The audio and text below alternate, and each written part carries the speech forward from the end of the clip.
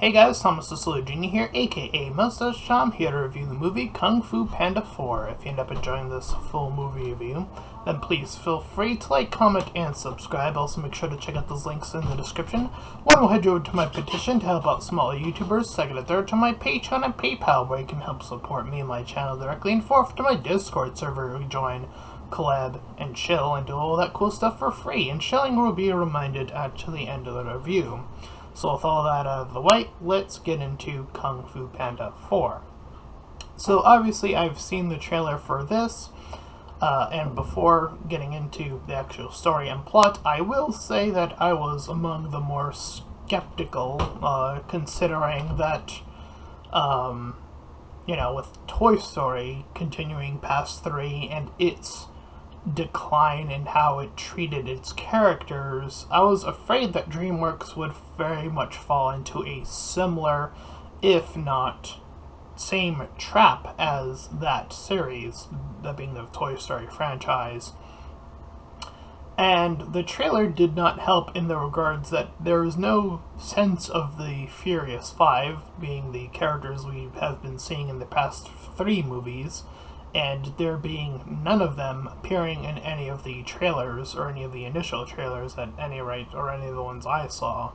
So I was a bit more on the skeptical side in that resolve, but I was still willing to give it a shot.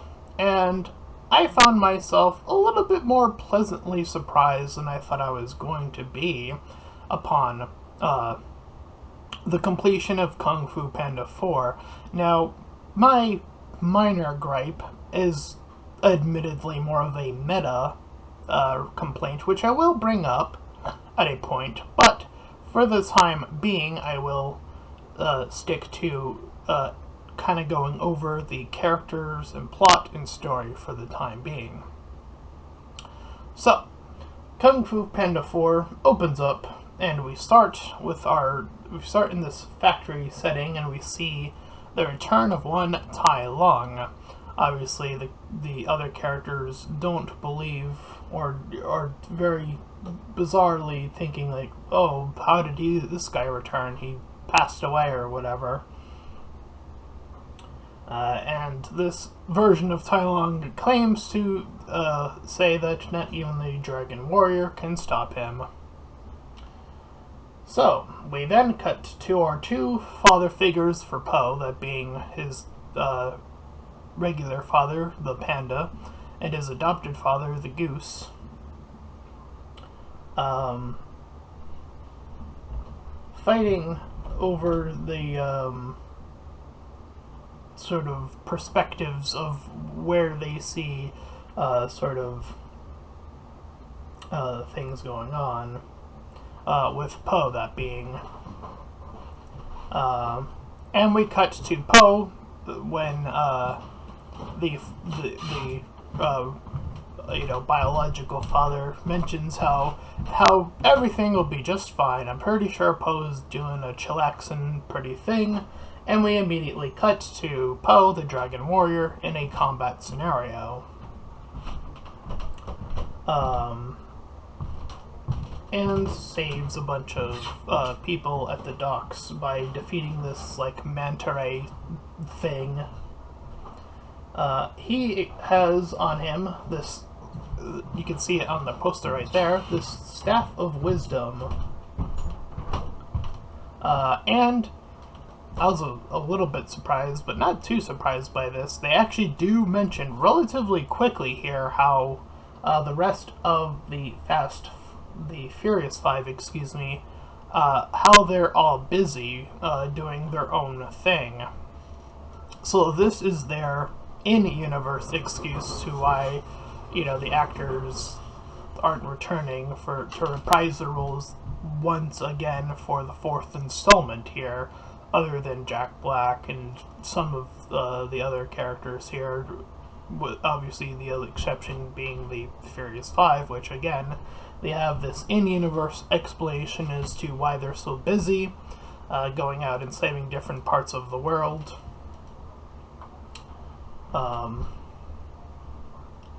And Po is instructed by his mentor, uh, Shifu here, that he must find a new dragon warrior and that he will be upgraded to this sort of like top shaman sort of positioning, aka Uguay's previous position before he passed away. And Po is very much against this adverse change because he's become so accustomed now to being the Dragon Warrior. It seems to be where he believes he is at the top of his game, he's at the prime of his life, so on and so forth. And his master goes about how there are other ways to bring peace other than fighting as well. But he reinforces the idea that there must still be a new dragon warrior. So they hold a new festival for a bunch of new martial artists to come in and display their might. And we see like 5 individuals come in to do as such. And Po picks himself after the amazing display that he's even amazed by. So they're all obviously disappointed, but he then, after hearing things from the universe, or however Shifu puts it, in his moment of peace, he catches at the back of his eye a little sneakster sneaking their way into the palace itself. So he makes his way back into said shrine, and he finds himself a small little fox thief by the name of Zen. And they have a pretty back and forth in terms of a combat thing going on here, where he like cuts off her escape. We see that she's very agile herself. She's able to swiftly take things like his staff away from him due to her thieving nature. But Po eventually gets the upper hand on her and captures her successfully, rather. So he's kind of over-spieling about, because as they've been talking, or fighting rather, they have been talking about his scenario more so, and even her disbelief that he is the Dragon Warrior. So he kind of goes on about like how he needs a new, Dragon Warrior. He kind of goes on the spiel about all that stuff. And in tow, he had also learned about the new threat, aka the chameleon, in this case being the individual that he must now face, and wants to learn more about where this individual is. And the fox gives a few little hints as to where the chameleon could have been, as to sort of convey a level of like, I'm gonna get you on my side despite all of this kind of shtick going on here. And I guess as I am describing this now, I guess I will spoil the movie, or the rest of it. You know what, I'll save it. But I do think that the hints are obvious as to where this is obviously going, though, so, So we see that the chameleon, we cut to her perspective, though we see her immediately imitating some other animal in this meeting where these other bad guys are like mocking her, and she's just there as one of them. So she reveals herself, and then she kind of snaps back at all of them after their words about what she is. And she has a pretty typical, more traditional bad guy vibe going on about wanting to spread her, dominance over the entire area, and so on and so forth.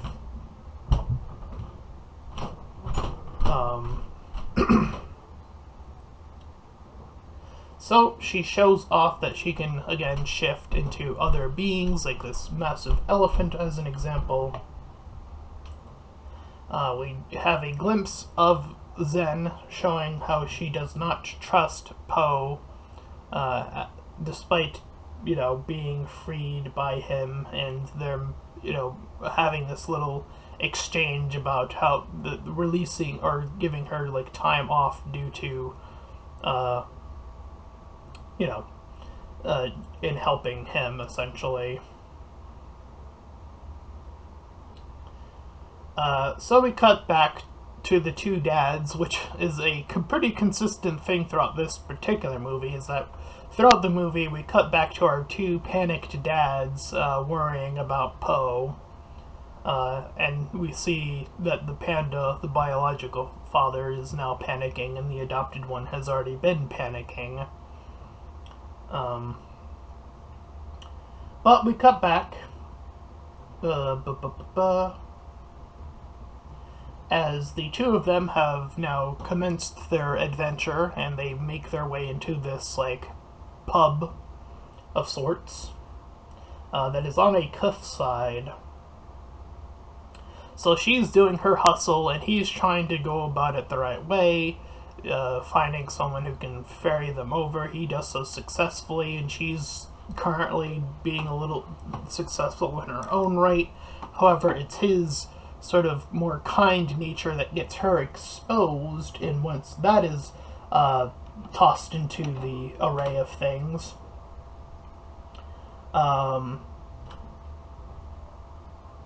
it turns into a scuffle, which another intense battle sequence happens where they're fighting together in this crowd, as well as trying to maintain the balance, since this building itself is on a cliffside and it seems to now be tilting back and forth between being even and being cut off. And again, we cut back to our two fathers moving in. They're getting closer.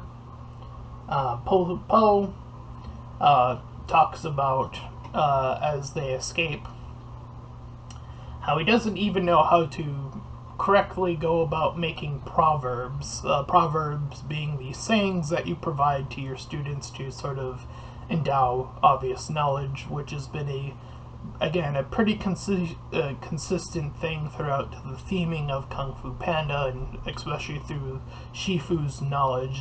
Again, a lot of his dialogue is very much proverbs, essentially.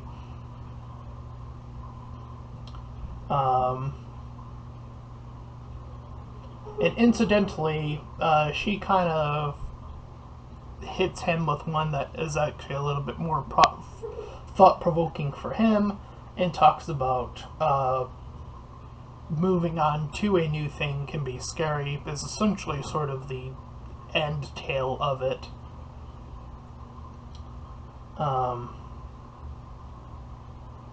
And as they make their way into this bigger town, this city more so than a town, it appears that no one in this area seems to know who the Dragon Warrior even is, which is a little bit fascinating. I guess a lot of his adventures, I never really put this into perspective. I thought the third movie in particular moved his adventures past the Valley of Peace, aka his hometown.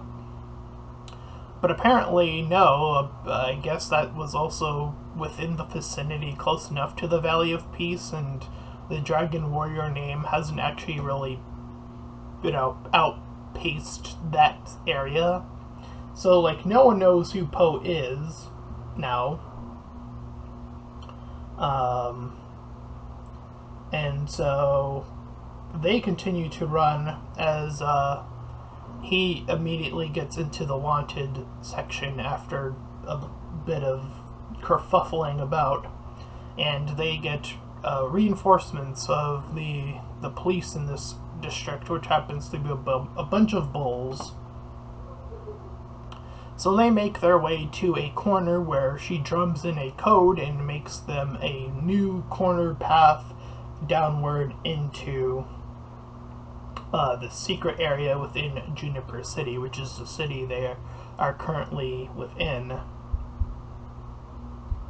Shifu's message about nonviolence comes back into perspective when these cutthroats and other thieves and individuals are kind of wanting to hack and slash at her for, as we'll learn later, betraying them essentially and moving on up in the ladder of scenarios. So he kind of proverbs about how, you don't have to fight later, or fight now, and then something can come of it later. And then they perceive it as more violence can come later, which ends up kind of running as a joke in this, as they end up do more action later on in this regard.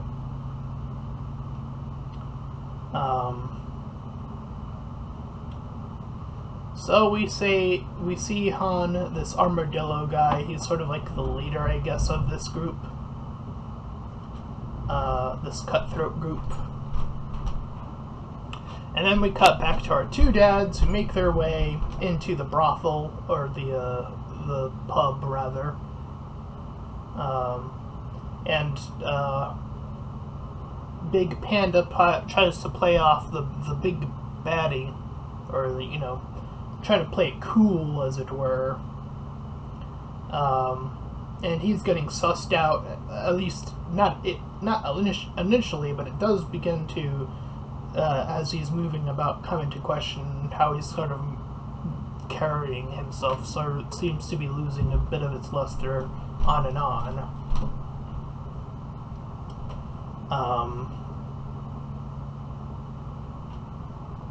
So as the night turns to day, Han kicks the two of them out of their base because he doesn't want to deal with the two of them, and Poe offers Zen a pit, like this little nut, as it were, and says, pretty much copying a proverb from Shifu, saying how it can sprout into a mighty tree, essentially.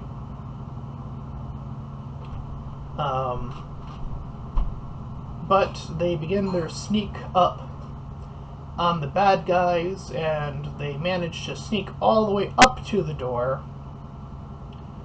But unfortunately, the butt of the butt joke being a fart ends up waking them all up, making them forced to run.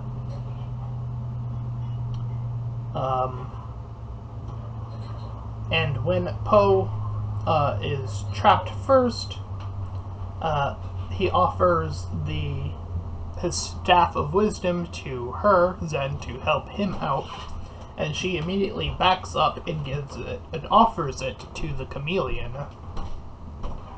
And then she goes deeper into her backstory, as now Poe has been captured, so she's getting to monologue about how she was refused from every kung fu establishment due to her, I guess, lack of something or other.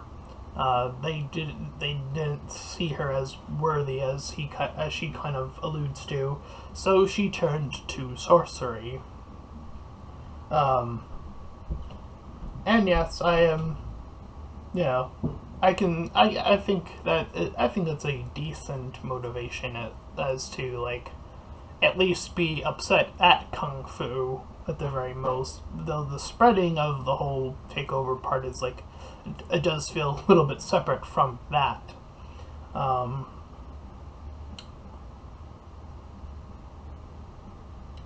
And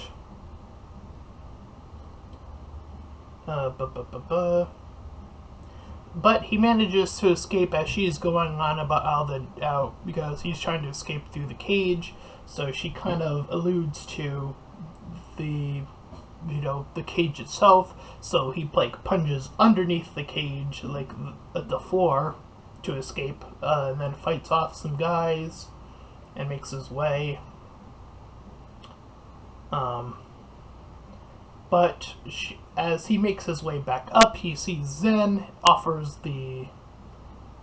it back, the staff. It ends up being the chameleon who turned into her now. And she kind of goes, when removing Poe from the situation entirely, she kind of alludes to these rules that she has guided to Zen. 3 being that no one is interested in your feelings, and that rule 2, so she's working backwards here, is that someone will always get hurt. Is the 2 rules she seems to imply or describe here. There seems to be 4 rules Zen has been taught in totality, and we'll talk a little bit more about that later, but I digress. So after he's like at the cliffside, at his desperate edge, his 2 dads come to rescue him successfully, and it's once again his adopted father who comes in and talks about how everyone is afraid of change. And I think this is definitely one of my favorite scenes from this movie, and how he talks about how him just choosing to become a father, that in itself was a change, and how, he kind of alludes back to his own restaurant, about changing his own recipe, about, wanting to make it so that it's not always the same exact thing, it's not staying consistent, or rather becoming stale almost in the completely other way. And I do like this perspective about dealing with change. I do think that this is a pretty consistent theme throughout the movie, and I do appreciate this little scene because, again, it kind of cuts into the proverb aspect of it, as well as just how we have kind of always seen Poe's adopted father behave throughout the, this quadrilogy at this point, I guess I'll call it.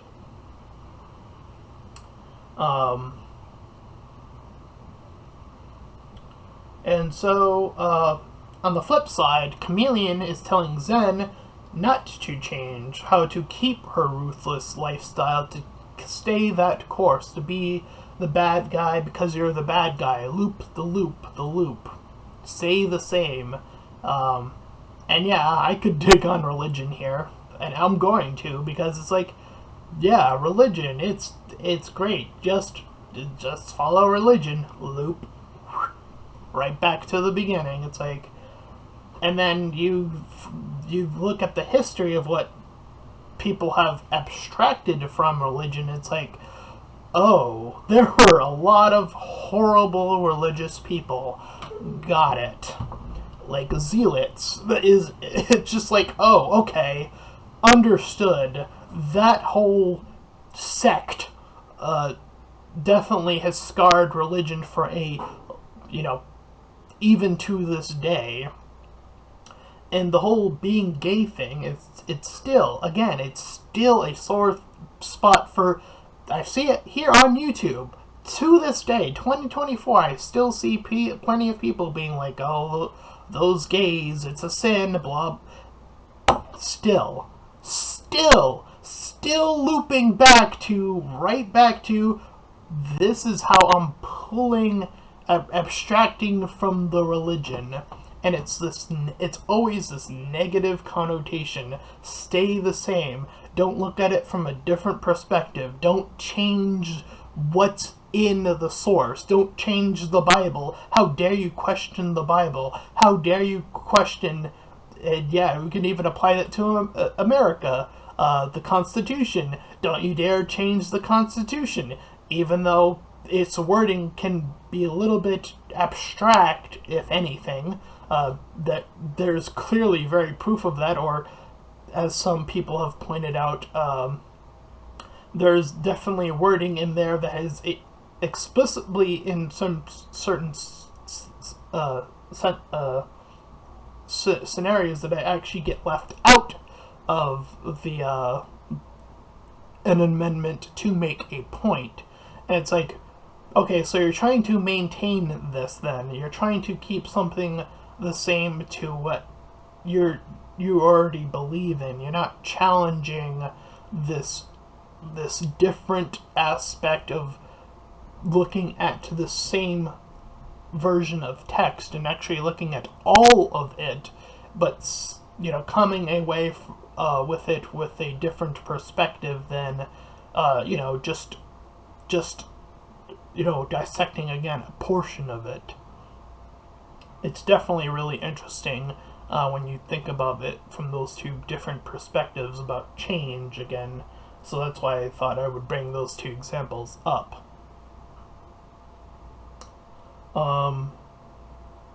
So she opens up this portal into the spirit realm. She pulls out the real Tai Lung, and he begins to fight back. And she does this tongue grab move that steals his essence out of him and offers it to herself. So she, through this means, steals their kung fu styles when she does this particular move. And we see a little bit of a montage as she grabs various individuals. So Zen, seeing this, witnessing it come into fruition in combination of how far she was willing to go with Poe, Zen decides that she wants out. She does want to change.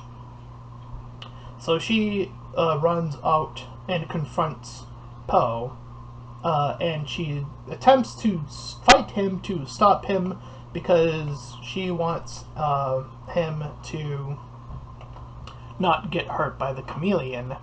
And after a brief exchange of fighting back and forth, she eventually tries a change in her tactic, a change in her behavior, because fighting in this way wasn't getting the results she wanted. And then she does it instantly, just like the flip of a switch. She rushes into a hug, and it looked like it was going to be an attack, which I really appreciate. And it ends up being this hug. So she's like, okay, you're really gonna try it? And he's like, well, he still sees himself as this dragon warrior. He feels like this is something he has to fix because he feels like this is his doing.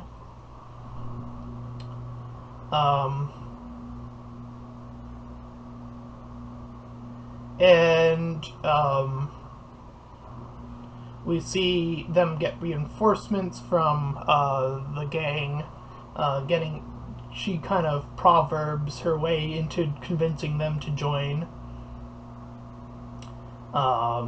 So they join the battle as well.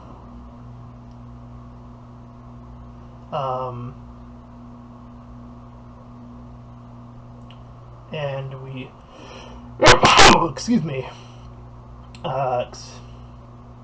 So one thing I do appreciate is, as Poe is fighting the chameleon, he tells her, because this whole shtick about her is that she's been taking all of these powers,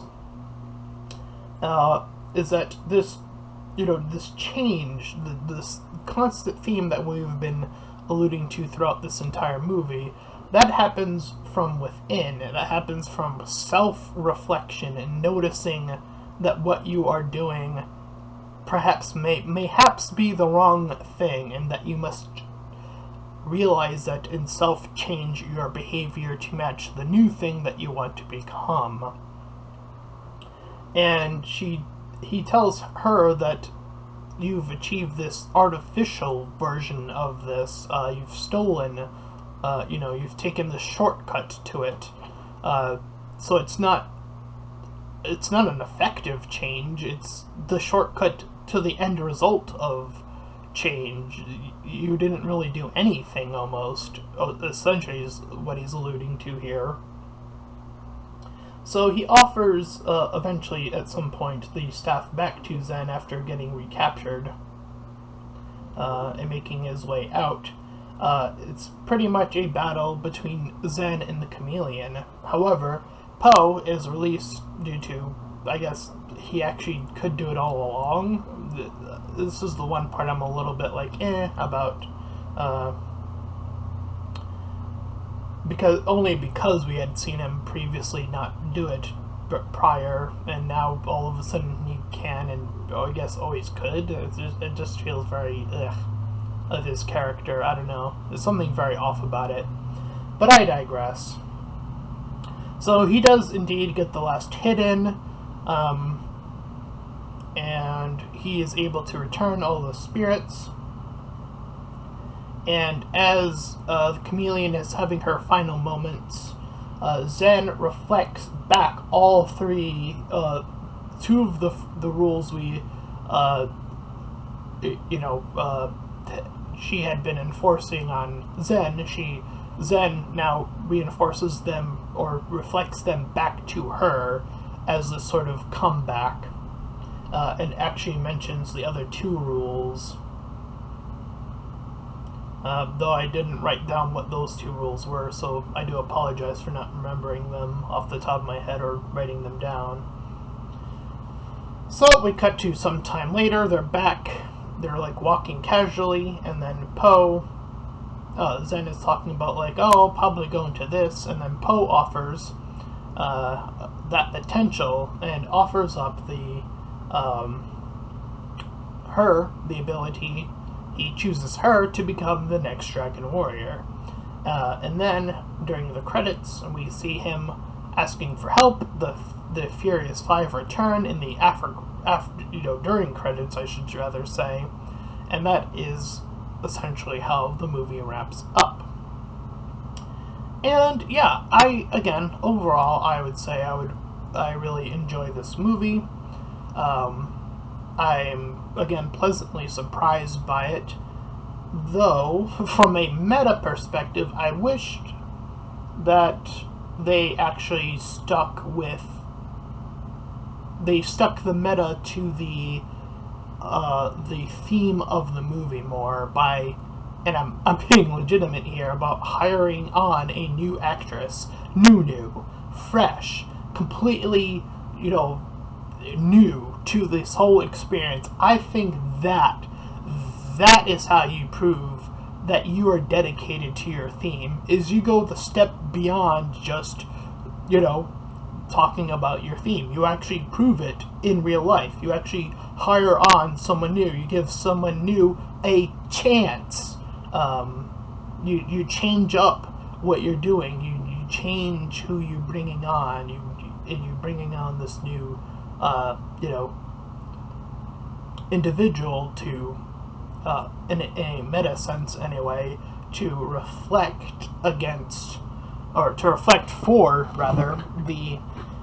the main theme of the movie, that being this change, the new changing of guard, that being the title of the Dragon Warrior. Again, I think that would have spoken a lot more to the deeper theme of this particular movie.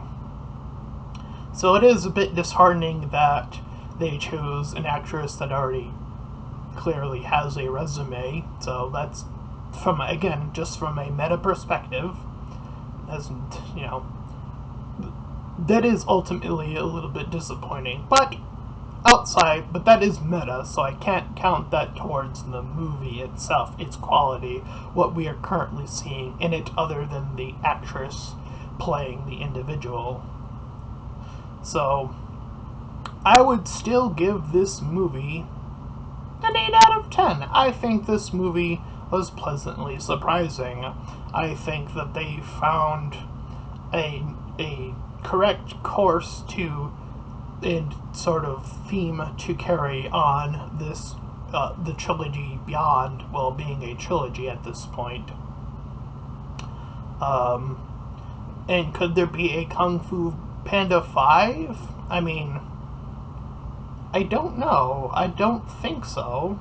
I think because, well, the new Dragon Warrior, it wouldn't be a panda anymore now, would it? So Kung Fu Panda does seem a little bit... unless we are going to continue on with him serving as a master, and, you know, maybe it's called, like, Master Kung Fu Panda 5 or something, I don't know. But this does seem like it could potentially serve as a proper ending to this, series, or this franchise, rather. So, that's my review of Kung Fu Panda 4. I do think that the hijinks of the two dads kind of is primarily for levity, but there is that one deeper scene that I do appreciate. It's cool to see some returning villains here. And yeah, I guess if you did see it in the trailer, at some point she transforms into Poe, which is in the trailer, so that is a little bit disappointing that that was already revealed in the trailer. Again, I'm not sure why trailers are always stupid these days, but here we are. But I still think that this is still very much in that ballpark of an 8 out of 10, despite its bad trailer and, not dedicating its themes into the meta of the making of said movie, but whatever. It is what it be sometimes. And that's my review of Kung Fu Panda 4, and if you ended up enjoying it, then please feel free to like, comment, and subscribe. Also make sure to check out those links in the description when I do to my petition to help out smaller YouTubers, second and third to my Patreon and PayPal, where you can help support me and my channel directly, and fourth to my Discord server, you can join, collab, and chill, and do all that cool stuff for free. And until next time, bye-bye.